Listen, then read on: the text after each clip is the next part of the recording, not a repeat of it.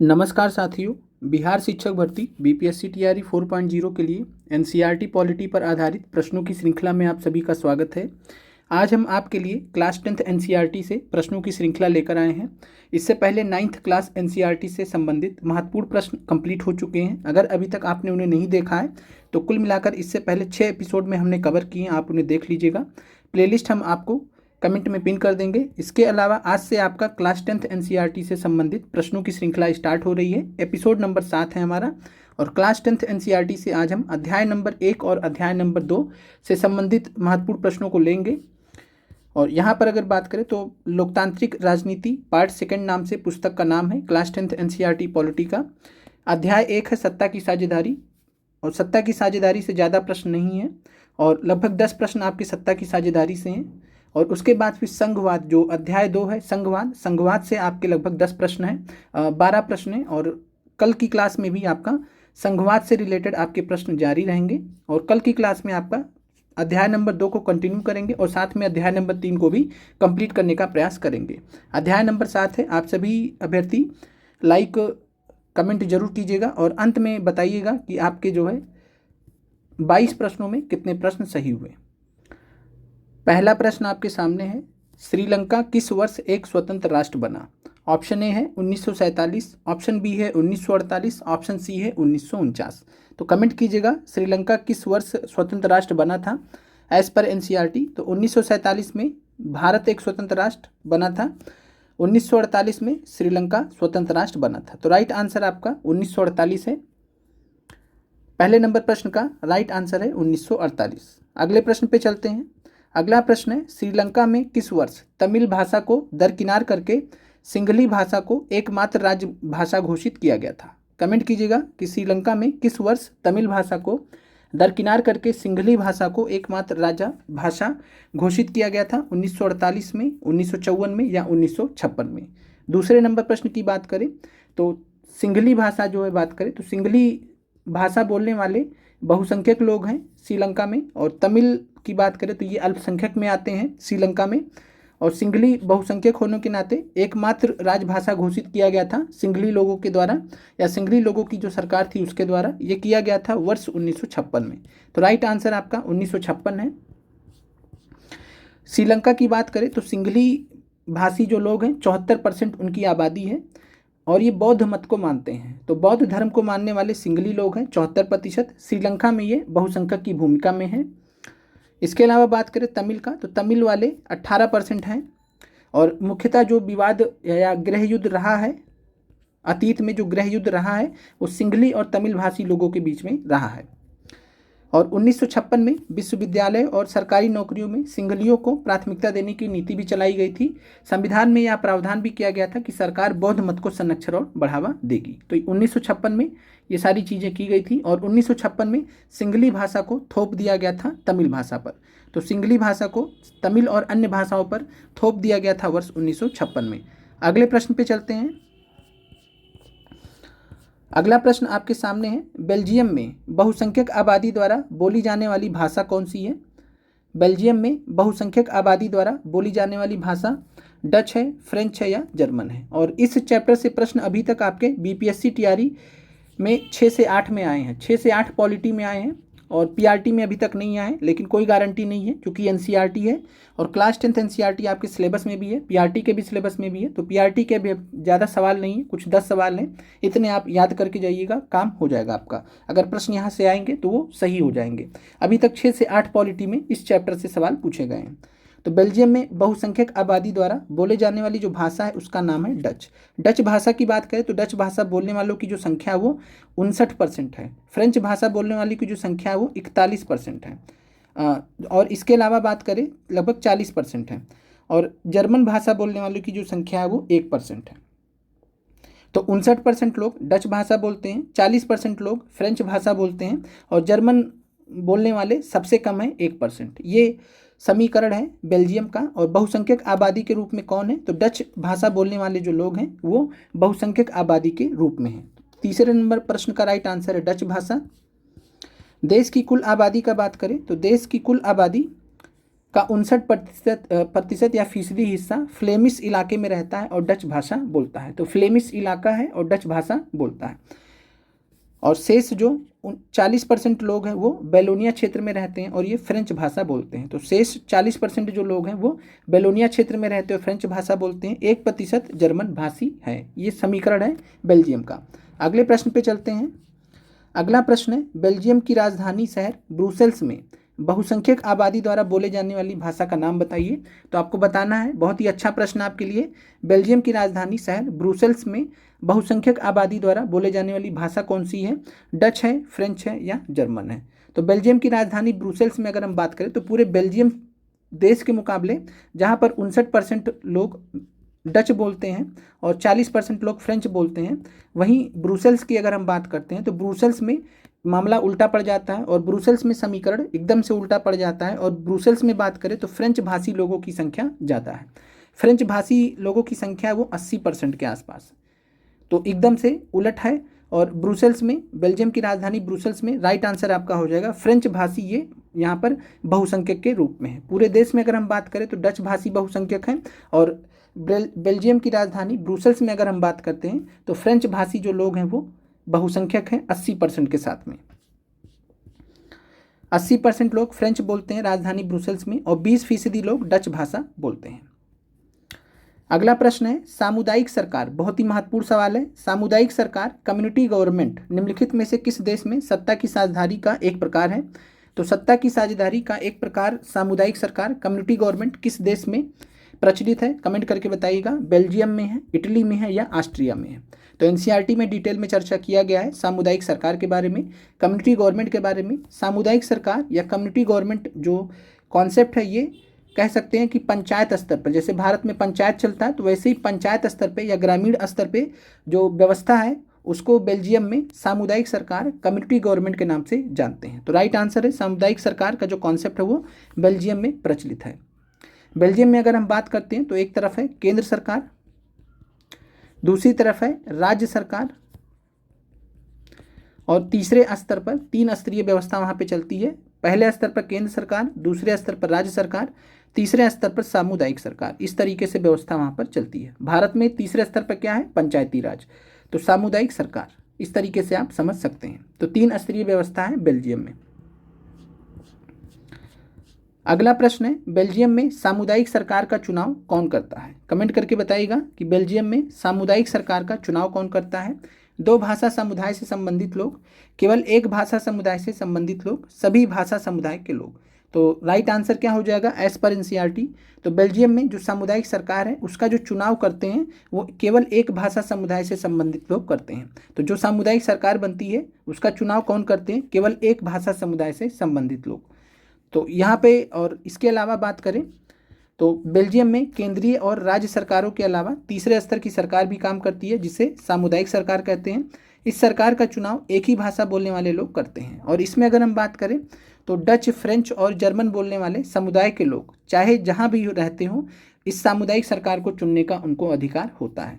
इस सरकार को संस्कृति, शिक्षा और भाषा जैसे मसलों पर फैसले लेने का अधिकार भी होता है। तो सामुदायिक सरकार के पास कैसे अधिकार है ये भी आपको ध्यान रखना है। संस्कृति रिलेटेड, शिक्षा और भाषा। तो संस्कृति, शिक्षा, भाषा संबंधित मसलों पर फैसले लेने का अधिकार सामुदायिक सरकार को होता है और इस सरकार का चुनाव एक ही भाषा बोलने वाले लोग करते हैं। डच, फ्रेंच और जर्मन बोलने वाले समुदाय के लोग चाहे जहां भी रहते हों इस सामुदायिक सरकार को चुनते हैं। कुल मिलाकर आप ऐसे समझ सकते हैं कि सभी जो मतलब डच वाले डच को चुनते हैं, फ्रेंच वाले फ्रेंच को चुनते हैं और जर्मन वाले जर्मन को चुनते हैं। आप इस तरीके से समझ सकते हैं, ऐसे आपको कन्फ्यूजन हो जाएगा। राइट आंसर आपका है एक ही भाषा बोलने वाले लोग चुनाव करते हैं। अगला प्रश्न आपका है, बेल्जियम की राजधानी ब्रुसेल्स में कैसी राजनीतिक व्यवस्था है? कमेंट कीजिएगा, बेल्जियम की राजधानी ब्रुसेल्स में कैसी राजनीतिक व्यवस्था है? ब्रुसेल्स में बहुसंख्यक फ्रेंच भाषी लोगों की सरकार है। अभी हमने देखा था 80% फ्रेंच लोग रहते हैं वहाँ पर। ब्रुसेल्स में डच भाषी लोगों की सरकार है। हमने देखा था केंद्र मतलब टोटल स्तर पे देखते हैं तो पूरे बेल्जियम में बात करें तो 59% के साथ डच भाषी लोगों का बहुमत है, बहुसंख्यक है। ब्रुसेल्स में सरकार में दोनों समुदायों फ्रेंच और डच का समान प्रतिनिधित्व है। 3 विकल्प आपके सामने हैं, क्या आंसर होगा 7वें नंबर प्रश्न का? तो बेल्जियम की राजधानी ब्रुसेल्स की बात करें तो ब्रुसेल्स में अगर हम बात करते हैं तो ब्रुसेल्स में सरकार में दोनों समुदाय फ्रेंच और डच का समान प्रतिनिधित्व रखा गया है। ये बहुत ही अच्छी सिचुएशन है बेल्जियम में। बेल्जियम में पहले कुछ दिक्कतें हुई, उसके बाद फिर आपस में दोनों ही जो भाषी लोग हैं इन्होंने आपस में सहमति बनाई, और सहमति बनाने के बाद बहुत अच्छी अच्छी व्यवस्था की अपने यहाँ। और इस व्यवस्था के अंतर्गत ब्रुसेल्स में सरकार में दोनों समुदाय, फ्रेंच यहाँ पर बहुसंख्यक है 80% के साथ में, और 20% डच हैं। लेकिन फ्रेंच लोगों ने क्या किया, डच लोगों का जो है कह सकते हैं कि प्रतिनिधित्व स्वीकार किया बराबर में। तो समान प्रतिनिधित्व है, समान नहीं होगा, समान प्रतिनिधित्व है। राइट आंसर आपका सी है। ब्रुसेल्स में एक अलग सरकार चलती है, इसमें दोनों समुदायों का समान प्रतिनिधित्व होता है। फ्रेंच भाषी लोगों ने ब्रुसेल्स में समान प्रतिनिधित्व के इस प्रस्ताव को स्वीकार किया है। क्यों स्वीकार किया? 80% है ये, फिर भी 20% वालों का बात क्यों मान रहे हैं? क्योंकि कारण भी समझ लीजिए। फ्रेंच भाषी लोगों ने ब्रुसेल्स में समान प्रतिनिधित्व के इस प्रस्ताव को स्वीकार किया क्योंकि डच भाषी लोगों ने केंद्रीय सरकार में बराबरी का प्रतिनिधित्व स्वीकार किया। इसका मतलब है केंद्र स्तर पर जो डच भाषी लोग थे, इन्होंने बराबर का मौका दिया फ्रेंच भाषी लोगों को। और इस प्रकार से आप समझ सकते हैं कि केंद्रीय सरकार में जो मंत्रियों की संख्या है वो बराबर है। इस प्रकार से आप समझ सकते हैं डच भाषी का और फ्रेंच का दोनों का बराबर है केंद्र सरकार में। इस वजह से यहाँ पर क्या किया गया, ब्रुसेल्स में फ्रेंच भाषी बहुसंख्यक में थे, लेकिन इन्होंने ब्रुसेल्स में समान प्रतिनिधित्व का स्वीकार किया डच भाषी लोगों के साथ में। ये आप कारण समझ गए होंगे, आपस में सहमति के साथ में। चलिए अगला प्रश्न है, यूरोपीय संघ का संसद और यूरोपीय संघ का मुख्यालय कहाँ पर है? यूरोपियन यूनियन, जिसमें यूरोपीय देशों का संघ है, यूरोपियन यूनियन का जो संसद है, पार्लियामेंट है, और यूरोपीय संघ का मुख्यालय, दोनों एक ही जगह पर स्थित है। कहाँ पर स्थित है कमेंट कीजिएगा। तो यूरोपीय संघ की संसद और यूरोपीय संघ का मुख्यालय दोनों ही ब्रुसेल्स बेल्जियम में बनाया गया है। तो राइट आंसर आपका सी है, ब्रुसेल्स बेल्जियम। महत्वपूर्ण सवाल है आपके लिए। अगला प्रश्न आपके सामने है, निम्नलिखित में से कौन सी संघीय सरकार की विशेषताएं हैं? ऑप्शन ए है संविधान की सर्वोच्चता, ऑप्शन बी है संघ और संघीय इकाइयों के बीच में शक्तियों का वितरण, ऑप्शन सी है द्विसदनीय या दो सदनीय संघीय विधायिका की उपस्थिति। तो संघीय सरकार की विशेषताएं क्या क्या होती हैं? तो संघीय सरकार की बात करें, फेडरल गवर्नमेंट की बात यहाँ पर आपसे पूछा जा रहा है। तो जो संघीय सरकार होती है, संघीय सरकार में संविधान की सर्वोच्चता होती है। भारत के केस में आप समझ सकते हैं, भारत में भी संघीय सरकार की व्यवस्था की गई है। तो संविधान की सर्वोच्चता होती है। संघ और संघीय इकाइयों के बीच में शक्तियों का वितरण होते हैं। संघ यानी कि यूनियन ऑफ इंडिया, और संघीय इकाई कौन है? भारत के राज्य। तो भारत के राज्यों के बीच में और भारत के जो है यूनियन के बीच में, यूनियन ऑफ इंडिया के बीच में और भारत के राज्यों के बीच में शक्तियों का वितरण किया गया है संविधान के अकॉर्डिंग। द्विसदनीय संघीय व्यवस्था, विधायिका की उपस्थिति भी है। लोकसभा और राज्यसभा आप देखते हैं, लोकसभा और राज्यसभा की व्यवस्था की गई है। तो संघीय सरकार की विशेषताओं की बात करेंगे तो सभी विकल्प यहाँ पर आपके सही है। संविधान की सर्वोच्चता भी है, संघ और संघीय इकाइयों के बीच में शक्ति का वितरण भी है, द्विसदनीय संघीय विधायिका की उपस्थिति, तीनों विकल्प यहाँ पर आपके सही है। राइट आंसर आपका डी है। तो 9वें नंबर प्रश्न का जो राइट आंसर है वो है डी, एक से अधिक। अगले प्रश्न पे चलते हैं। अगला प्रश्न है, निम्नलिखित में से कौन सी एक संघीय सरकार की विशेषता नहीं है? अब यहाँ बताना आपको संघीय सरकार की विशेषता नहीं है। संविधान की सर्वोच्चता, लिखित संविधान, एक सदनीय विधायिका या एक से अधिक। क्या राइट आंसर होगा? तो संघीय सरकार की विशेषता नहीं है, संविधान की सर्वोच्चता होती है, लिखित संविधान भी होता है, एक सदनीय विधायिका नहीं होती है, द्विसदनीय विधायिका होती है। तो द्विसदनीय विधायिका होती है, तो सी यहाँ पर आपका गलत हो जाएगा। और संविधान की सर्वोच्चता का मतलब क्या होता है कि संघ और राज्य के बीच में झगड़ा हो गया, संघ और राज्य के बीच में झगड़ा हो गया तो किसकी बात मानी जाएगी? संविधान की बात मानी जाएगी कि संविधान में क्या लिखा है, संविधान के प्रावधान क्या है, उसकी बात मानी जाएगी। तो ये होता है। और इसके लिए क्या जरूरी है? संविधान लिखित होना चाहिए। अगर संविधान में लिखा हुआ रहेगा तब ज़्यादा झगड़ा नहीं होगा, विवाद नहीं उत्पन्न होगा। लेकिन अगर लिखित संविधान नहीं रहेगा तो दिक्कतें आ सकती हैं। तो संविधान की सर्वोच्चता होती है संघीय व्यवस्था में, लिखित संविधान रहता है तो और मजबूती मिलती है। एक सदनीय विधायिका यहाँ पर आपका विशेषता नहीं है। राइट आंसर आपका सी है। स्वतंत्र न्यायपालिका की बात करें तो संघीय सरकार की विशेषता होती है। तो स्वतंत्र न्यायपालिका अगर आपसे पूछेगा, संघीय सरकार की विशेषता है नहीं, तो संघीय सरकार की विशेषता स्वतंत्र न्यायपालिका होती है। कैसे होती है ये भी समझ लीजिए। अभी हमने देखा कि संविधान की सर्वोच्चता होती है, संविधान की सर्वोच्चता होती है। लेकिन संविधान में कोई चीज़ लिखा है उसका मतलब क्या है, संविधान को इंटरप्रेट करने का पावर किसको दिया गया है, तो संविधान में क्या लिखा उसका मतलब क्या है। संघ कुछ और मतलब निकाले, राज्य कुछ और मतलब निकाले अपने अपने हिसाब से, तो उसको दूर करने के लिए स्वतंत्र न्यायपालिका भारत में मौजूद है। स्वतंत्र न्यायपालिका क्या करता है, जो संविधान में जो प्रावधान लिखे गए हैं, स्वतंत्र न्यायपालिका जो संविधान में प्रावधान लिखे गए हैं उनका इंटरप्रिटेशन करती है कि ये इसका क्या मतलब है, इससे हम क्या क्या चीज़ें समझ सकते हैं। तो स्वतंत्र न्यायपालिका का होना बहुत जरूरी है, ताकि संघीय सरकार में जो संघ और राज्य के बीच में जो शक्तियों का बंटवारा हुआ है, संघ और राज्यों के बीच में संविधान के अकॉर्डिंग जो शक्तियों का बंटवारा हुआ उसमें कोई विवाद ना हो। तो स्वतंत्र न्यायपालिका इस चीज़ को देखती है। अगले प्रश्न पे चलते हैं। अब आते हैं अध्याय नंबर 2 पर। अध्याय नंबर 1 से बस उतने ही आपके सवाल थे, 10 प्रश्न, उतना ही रट जाइए, छोड़ने की जरूरत आपको बिल्कुल भी नहीं है। 10 MCQs हैं, ज़्यादा नहीं है। अब संघवाद से रिलेटेड आपके सवाल आएंगे और आज और कल भी आपका जो है संघवाद कंटिन्यू किया जाएगा। संघवाद में कुछ जो है प्रश्न और भी बचे हैं और कल आपका अध्याय नंबर 3 भी हम इसमें कंप्लीट करेंगे। चलिए, प्रश्न है आपके सामने, बेल्जियम में किस प्रकार की राजनीतिक शासन व्यवस्था है। कमेंट कीजिएगा, बेल्जियम में किस प्रकार की राजनीतिक शासन व्यवस्था है। क्या वहाँ पर एकात्मक शासन व्यवस्था है, क्या वहाँ पर अमेरिका की तरह राष्ट्रपति शासन व्यवस्था है, क्या वहाँ पर संघीय शासन प्रणाली है भारत की तरह। तो भारत की तरह संघीय शासन प्रणाली है, क्या है बताइएगा। और लोकतांत्रिक व्यवस्था तो है ही, लोकतंत्र तो है ही। तो बेल्जियम में अगर हम बात करते हैं तो बेल्जियम में किस प्रकार की राजनीतिक व्यवस्था है, संघीय शासन प्रणाली है। अभी हमने ऊपर देखा था कि केंद्र स्तर पर है, राज्य स्तर पर है और सामुदायिक स्तर पर है। सामुदायिक सरकार के स्तर पर 3 स्तर पर शक्तियों को बांटा गया है, केंद्र में, राज्य में और समुदाय में, सामुदायिक सरकार में। तो संघीय शासन प्रणाली की व्यवस्था बेल्जियम में मौजूद है। श्रीलंका में किस प्रकार की शासन व्यवस्था है, तो श्रीलंका में याद रखिएगा एकात्मक शासन व्यवस्था। अगला प्रश्न है, निम्नलिखित में से कौन संघीय शासन व्यवस्था की विशेषता होती है। तो संघीय शासन व्यवस्था की विशेषता आपको बताना है। विशेषता से रिलेटेड आपका तीसरा प्रश्न है, केंद्र सरकार के पास ज़्यादातर शक्तियाँ होती हैं, सर्वोच्च सत्ता केंद्रीय प्राधिकार और उसकी विभिन्न अनुषांगिक इकाइयों के बीच में बंट जाती है, या प्रांतों को केंद्र के मुकाबले ज़्यादा अधिकार मिलते हैं। क्या होता है संघीय शासन व्यवस्था में, तो संघीय शासन व्यवस्था की बात करें तो केंद्र सरकार के पास ज़्यादातर वर्ड गलत हो गया, ज़्यादातर शक्तियाँ केंद्र सरकार के पास होती हैं, ऐसा बिल्कुल भी नहीं है।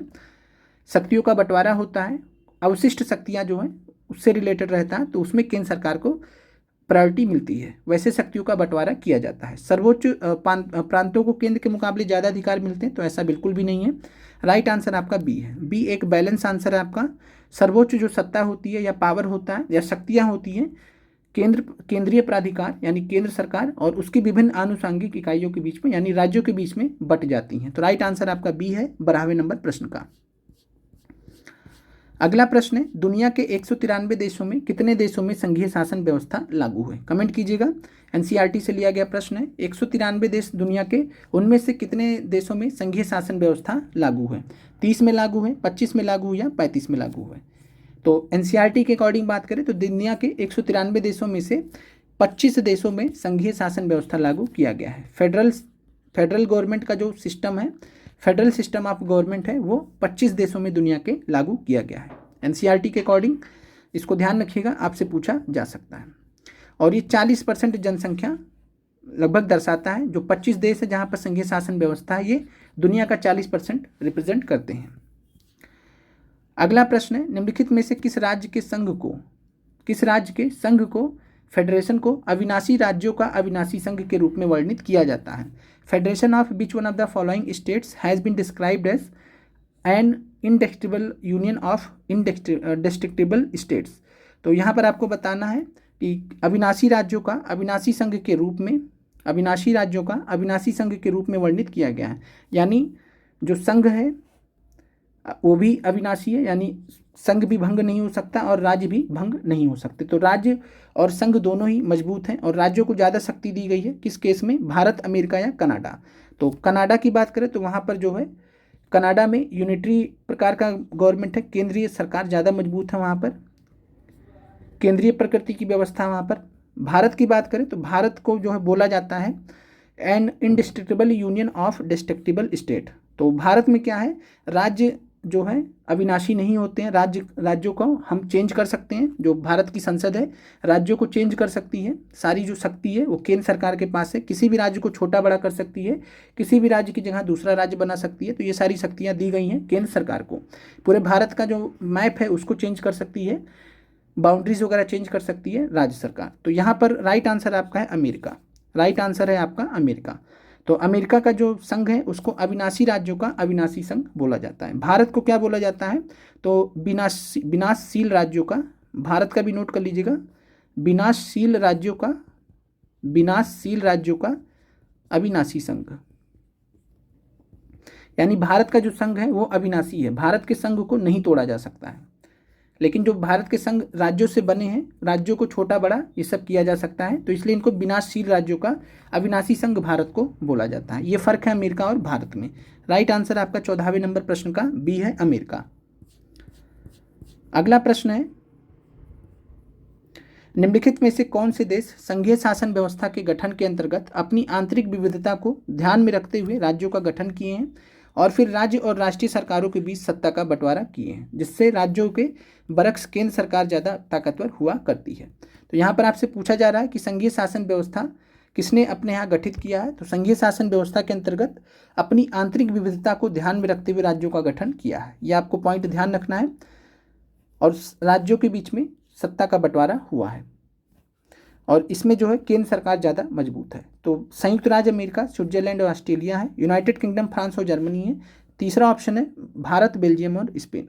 तो संघीय शासन व्यवस्था की बात करें तो अपनी आंतरिक विविधता को ध्यान में रखते हुए राज्यों का गठन किया। तो भारत ने अपनी आंतरिक विविधता को ध्यान में रखते हुए राज्यों का गठन किया है। जब आप देखते हैं कि भारत जब आज़ाद हुआ था तो जो है 1956 में क्या स्थिति थी? तो 14 राज्य थे और 6 केंद्र शासित प्रदेश थे। इस तरीके से था। धीरे धीरे आज के डेट में आप देखते हैं पूरी तरीके से परिवर्तन हुआ है। तो आंतरिक विविधता को ध्यान में रखते हुए राज्यों का जो गठन किया गया, भारत के द्वारा किया गया है, बेल्जियम के द्वारा भी किया गया है, स्पेन के द्वारा भी किया गया है। तो राइट आंसर आपका है भारत, बेल्जियम और स्पेन। भारत, बेल्जियम और स्पेन में ये व्यवस्था है। तो राइट आंसर आपका 15वें नंबर प्रश्न का हो जाएगा सी। अगला प्रश्न है, भारत का संविधान भारत को क्या घोषित करता है? पूछा गया सवाल आपसे। तो भारत का संविधान भारत को क्या घोषित करता है? भारत को राज्यों का संघ घोषित करता है, India is A union of states घोषित करता है, एक स्वैच्छिक महासंघ घोषित करता है, वॉलंटरी फेडरेशन घोषित करता है, या एक फेडरेशन घोषित करता है। तो भारत का संविधान भारत को क्या घोषित करता है?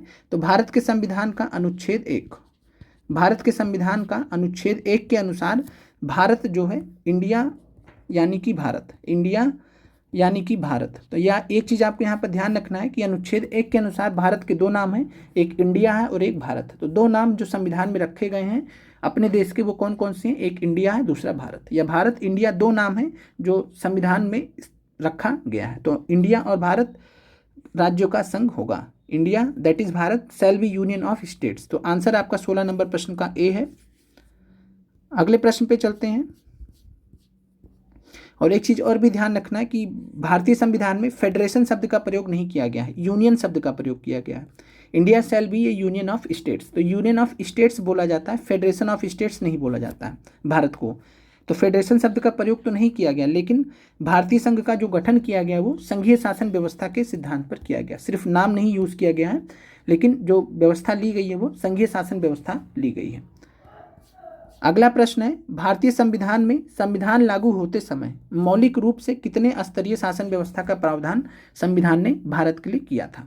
तो जब भारत का संविधान लागू हुआ था 26 जनवरी 1950 को, तब भारत के संविधान ने कितने स्तरीय शासन व्यवस्था का प्रावधान किया था? त्रिस्तरीय शासन व्यवस्था, 2 स्तरीय शासन व्यवस्था या एकात्मक शासन व्यवस्था? कमेंट कीजिएगा 17 नंबर प्रश्न का क्या आंसर होगा। तो भारत का संविधान जब लागू हुआ था 26 जनवरी 1950 को। तो 26 जनवरी 1950 को अगर हम बात करें तो भारत में 2 स्तरीय शासन व्यवस्था लागू की गई थी। कितने स्तरीय शासन व्यवस्था?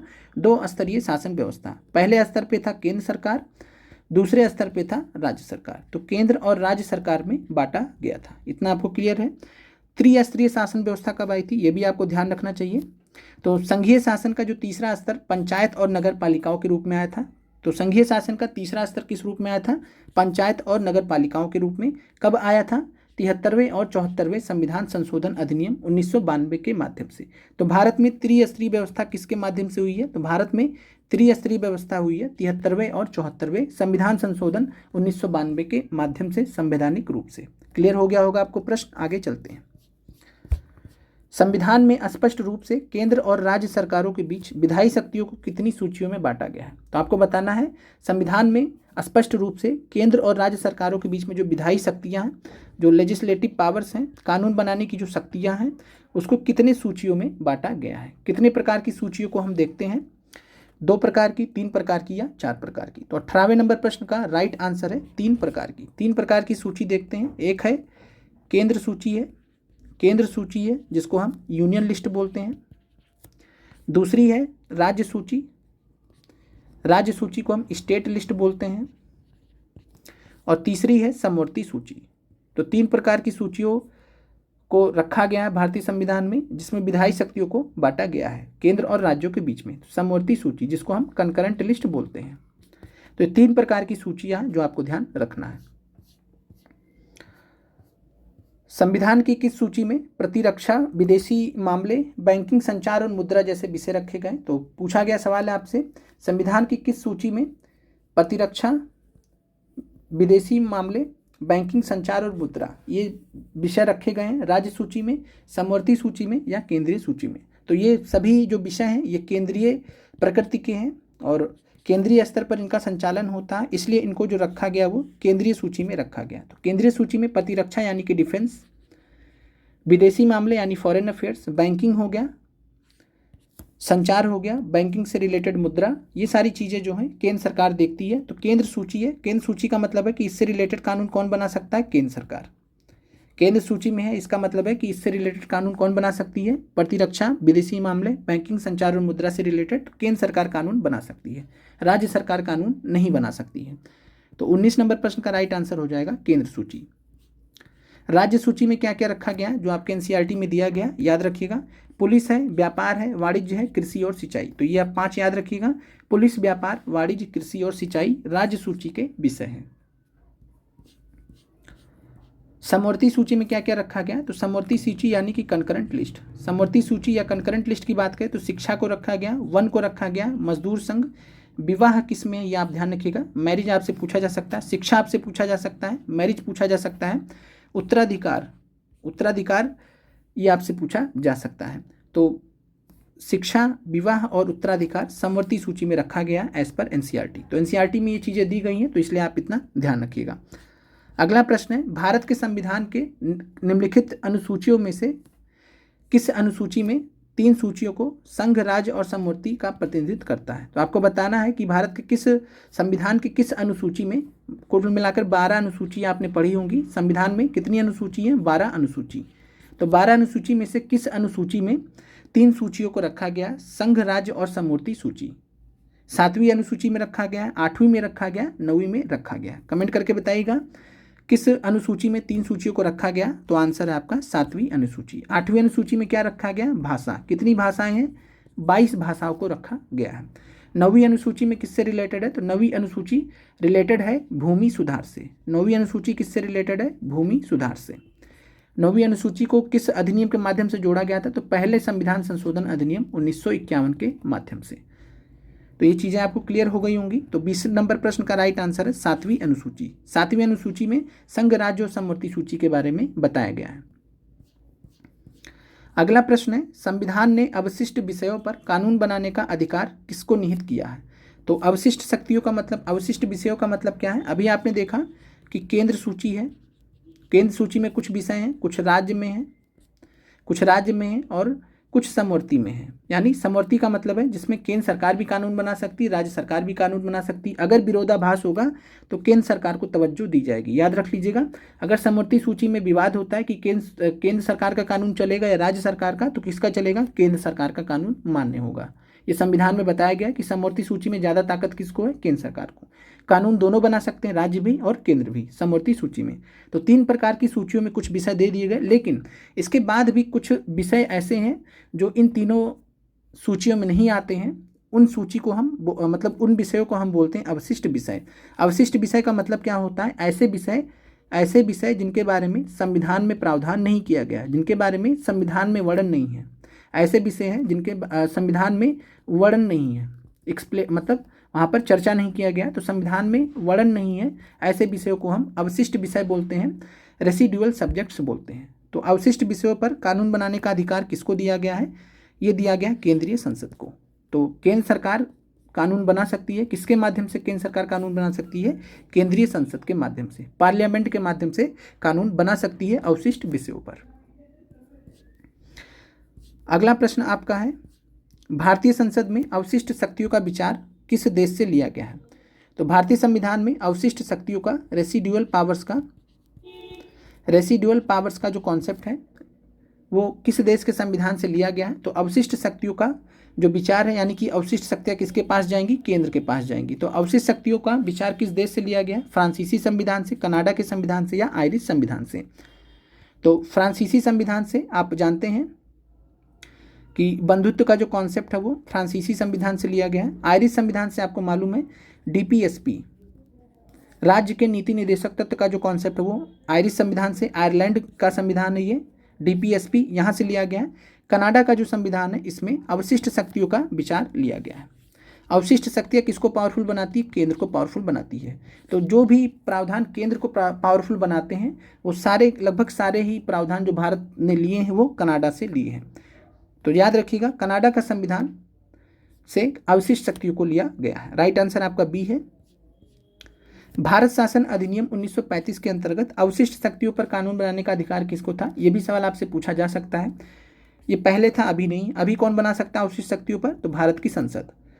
भारत शासन अधिनियम 1935 के अंतर्गत अवशिष्ट शक्तियों पर कानून बनाने का अधिकार उस समय वायसराय या गवर्नर जनरल को था। तो वायसराय या गवर्नर जनरल को कानून बनाने का अधिकार था अवशिष्ट शक्तियों पर, भारत शासन अधिनियम 1935 के अंतर्गत। ये ब्रिटिश भारत में वायसराय या गवर्नर जनरल को पावर था, और स्वतंत्र भारत में किसको जो अवशिष्ट शक्तियों का जो है दिया गया वो भारत की संसद को। ये आज के प्रश्न थे। उम्मीद करते हैं कि प्रश्न आपको अच्छे लगे होंगे। कल हम आपसे मिलेंगे 12:30 बजे। आज लेट हो गया तो आज हमने आपको क्लास 1 बजे दिया था इन्वायरमेंट का। कल हम आपको साइंस का प्रश्न कराएंगे। क्लास 10th एनसीईआरटी साइंस का जो चैप्टर बचा है वो कल हम आपको कराएंगे 12:30 बजे, और 12:30 बजे आप रेडी रहिएगा। उम्मीद करते हैं कि कल आपका क्लास 10th साइंस का, क्लास 10th विज्ञान आपका कंप्लीट हो जाएगा। फिर आपका आगे आपका हम जो है 9th क्लास का एनसीईआरटी स्टार्ट करेंगे। आप लोगों का देखने के लिए बहुत बहुत धन्यवाद। कमेंट कीजिएगा 22 सवाल में से आपके कितने प्रश्न सही हुए।